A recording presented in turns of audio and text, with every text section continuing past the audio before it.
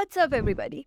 Today we are talking about top 10 interview questions that almost every student gets asked when they are applying for a grad school position, for MS as well as for PhD. And we will try to answer those questions. I will try to keep this video as general as possible so that it is applicable to all disciplines, all fields, regardless of what specific position you're applying for. But if you have any specific question in mind, do let me know, ask me in the comments, and I will be available to help you answer those questions. That said, I cannot help you answer technical questions. I can only help answer technical questions related to my field, which is machine learning for telecommunication networks. But other than that, sorry, you're on your own. First question, tell us a little bit about yourself. How do you answer that question? Well, first, you take a sip of water. So you're calm. Do that before the interview, not during. Before the start of the interview, take a sip of water, be calm, prepare this answer in your head before starting the interview, because you know you're gonna get asked this question. Tell us a little bit about yourself. Keep it short.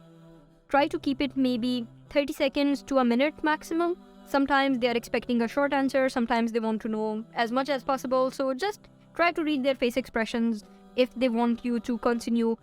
It's also okay to ask them when you feel like you've spoken a lot, you can say, should I go on? Or even when you feel like you haven't said enough, you can say, should I go on? Or would you like me to talk about something specific? You can start with something general enough. For example, if I get asked, I can start with something like, I grew up in Pakistan, so as you can probably imagine, becoming the first female electrical engineer in my family and being able to study abroad was not without its challenges, but I did that. I graduated from the top engineering university in Pakistan as an electrical engineer, and afterwards I spent 3 years in Turkey doing my master's also in electrical engineering. I worked in ionospheric research, and now I'm here. So I can say something like this, and then I can say, should I go on, or would you like to know something specific? And that should be it. You shouldn't make it too long, but also not too short, and always ask, would you like me to go on? Most importantly, just prepare it ahead of time. Next question, what are your research interests? Now this question also, you should have an answer prepared for it before the interview. It shouldn't sound very rehearsed, but you should definitely know what your research interests are. In research interest question, it shouldn't be very broad. You cannot just say, my research interest is machine learning. It has to be something specific enough. For example, you can say, one of the professors at the university, the one that you want to work with, you can say that, okay, Professor XYZ is the leading expert in ABC field, and that's why I would like to work with him. You can mention one of their papers. You can talk about one of the system models that they used in their papers, and you can say that, okay, that is my interest. Just don't be too general about this question. You can talk about your proposed PhD research that you want to conduct during your PhD. You can talk a little bit about that so that you don't have just a generic answer that, oh, I want to do a PhD in machine learning. What specifically in machine learning? You have to go specific into what you want to do. And when you're proposing a PhD topic, this is not just related to an interview question. When you are proposing a PhD topic anywhere, be it in your PhD admissions essay, your statement of purpose, wherever you're asked to propose your research plan or proposed research, be specific, be complex enough that it's not just a one study that can be conducted in a month. Be complex enough that it should span 4 to 5 years. The problem should be complex enough that other people are working on it. Nobody could solve it yet, and hopefully you can solve it or make progress towards it within the 4 years. But also something realistic. Don't propose something that at a first glance everybody can see that, oh, this is just not possible with today's technology, or this is something just in the clouds and has no real application, or this is something that cannot be done within 4 years. So be mindful of talking about your proposed research or your research interests. Next question. What made you interested in this particular program? Now this question, MS students get asked this more often than PhD students, but it still applies to both. Have an answer. Don't go blank on this question, and this question shouldn't come as a surprise to you. You should have an answer prepared for this question. After all, you're applying to a particular university and a professor, and your answer cannot just be that, oh, I'm applying to 100 different universities in the hopes that I get accepted somewhere, and that's why this is one of those 100 universities I have completely forgotten, but did I write in my admissions essay to you, so I am completely blank now. That is the worst possible scenario, and I know nobody says it out loud this way, but I know plenty of students who have been in the exact same situation, where they have applied to 100 different universities, they have completely forgotten what did they write in their admissions essay or admissions application to a particular university, and in the interview, they get asked this question and then they are blank, they have no answer for it. It's always a good idea to review your own admissions application that you send to the university when you get called for an interview. So you know what you wrote, what were the research interests you mentioned, what was the specific interest in that particular university that you showed in your admissions essay. Have an answer for this. If you don't have any specific answer, at least know the university's ranking, know a couple of faculty members at the university who are renowned, who are famous professors at that university, or who have leading research in that particular field that you're interested in, and know a little bit about university graduate success. Know what the successful graduates of the university went on to doing, what companies majority of them ended up working for, or what kind of careers they ended up pursuing, and relate them with your own career goals. That, okay, I selected this university because it has high ranking of XYZ, and XYZ blah blah blah faculty members are renowned in their fields, and that is the field that I want to conduct my research in. And furthermore, I noticed that this many of the students of this particular university ended up working for that company, which is my career goal eventually. After I graduate as a master's student, I want to work for either this or this company, and I saw a high percentage of this university's graduates working there, so I'm hoping that I would be one of them someday. That would be a good answer to this question. Next question, tell us about your significant accomplishments. Being the football champion 20 years ago is not relevant to this particular position. You're applying for a research position, make it something relevant. No matter how proud you are of your sports accomplishments, or what an accomplished painter you are, what a great musician you are, unless you're applying to music school, none of that is relevant to this particular position. So try to make it at least somewhat relevant. If you're applying for a machine learning position, you can make it about some hobby machine learning project that you did and you're very proud of it. Or you can talk about high impact factor journal that you published and you're very proud of it. Or you wrote some algorithm and you're very proud of it. You can mention that algorithm. You can talk about a course project that you did, which ended up winning some certain award or something, or which was in general very interesting. It doesn't need to have some award on a certain level. It doesn't need to be a win in a competition. As long as you yourself are proud of doing it, you yourself count it as success, you're allowed to mention it. It can be a course project you did in your undergrad and you found it interesting, you learned a lot from it, and you consider it one of your accomplishments. Mention it. Next question, what do you see as the major trends in the field? Now this is your chance to show off, as well as the interviewer's chance to really know if you know what you're talking about. So this is your chance to show the depth as well as the breadth of your knowledge. So know the latest trends in that particular research field, especially if you're applying for a PhD in that particular field.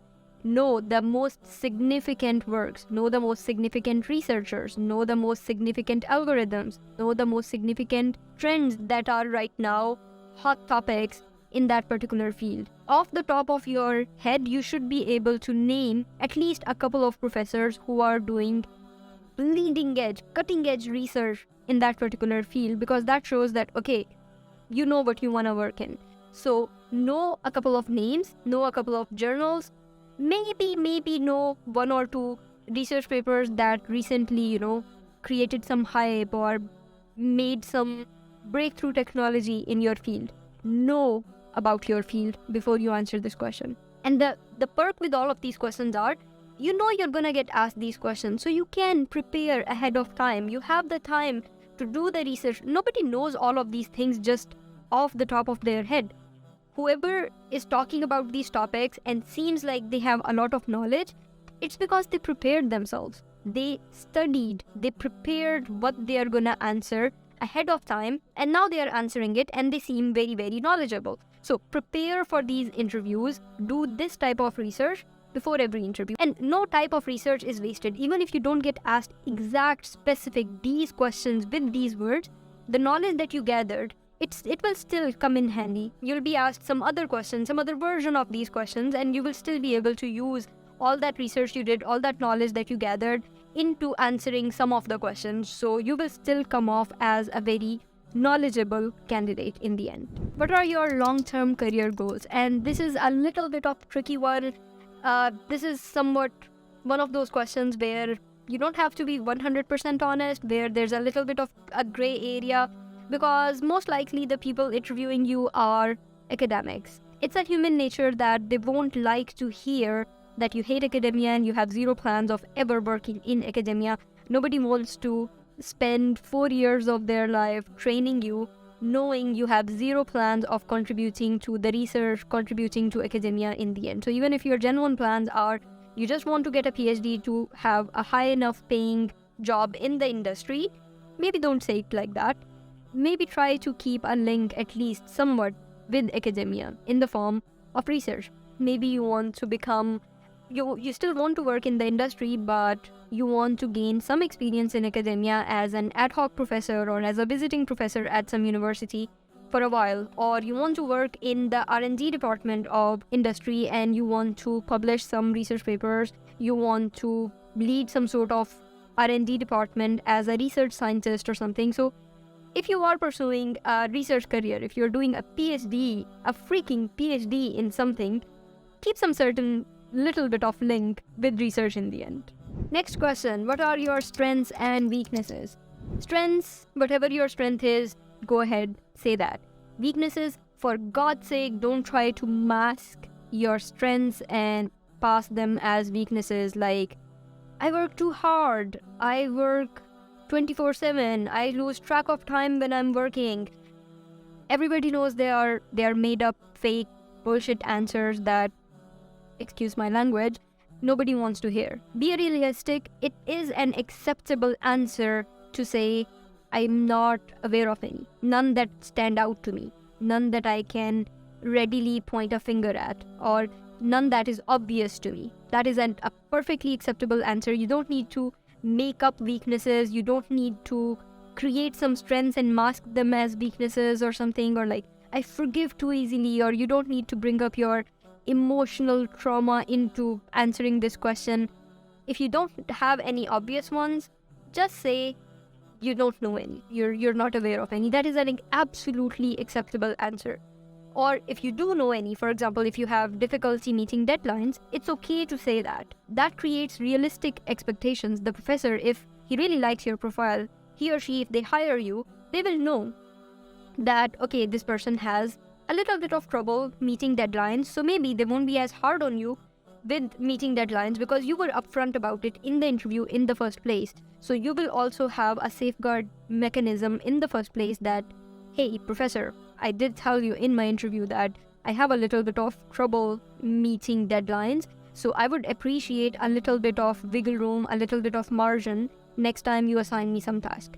So be honest about it. There's no right or wrong answer here, but just the only wrong answers here are the strengths masked as weaknesses, the cringy answers. Just don't give any cringy answers and you should be fine.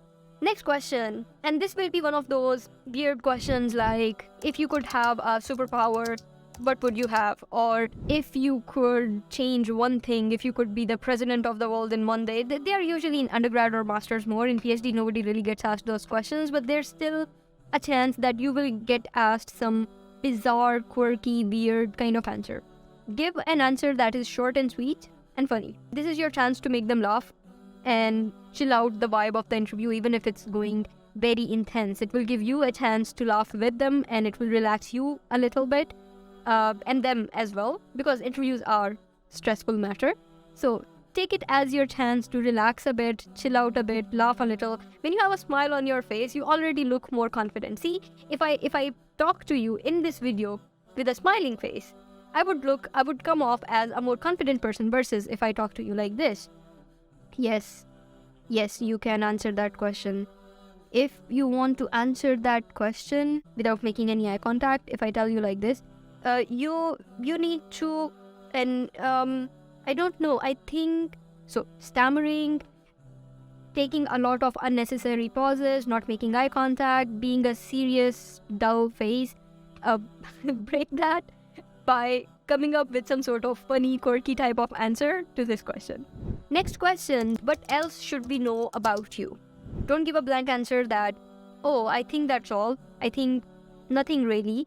Do come up with some sort of brief information that they should know about you. For example, what's your earliest availability, if you are available to join next semester or the semester afterwards or the one after, or if there are long visa processing times in your country, do mention that, okay, you should probably know that if you hire me, there will be a little bit of waiting period because visas in my country take a long time to be processed. When my professor asked me, I let him know that, okay, I would probably not be able to join the 1 month later, the semester that was starting just 1 month after my interview.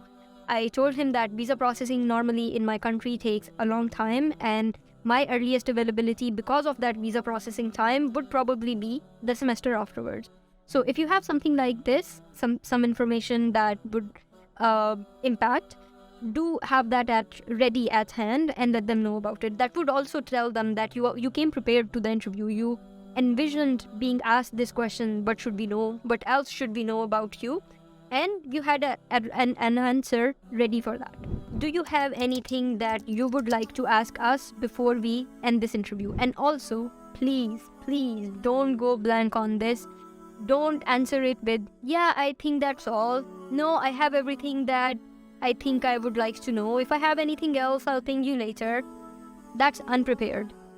During the course of the interview, at any time, a question that pops up in your head, and if you didn't get a chance to ask it right then and there, just write it down. One word reminder to yourself. Always keep a notepad with you in every interview. So if there is any comment, any question that you want to keep towards the end of the interview, write one word reminders for yourself on that notepad. And if you have multiple, you can just pick one that's the most important for you to ask then and there. For example, if they didn't mention what would be the stipend that you would be getting, or what is the expected start date that they are expecting from you, or is there a strict deadline that they need for that particular project? Because sometimes when a professor gets some funding, there can be certain deadlines until when they are allowed to hire PhD students for that.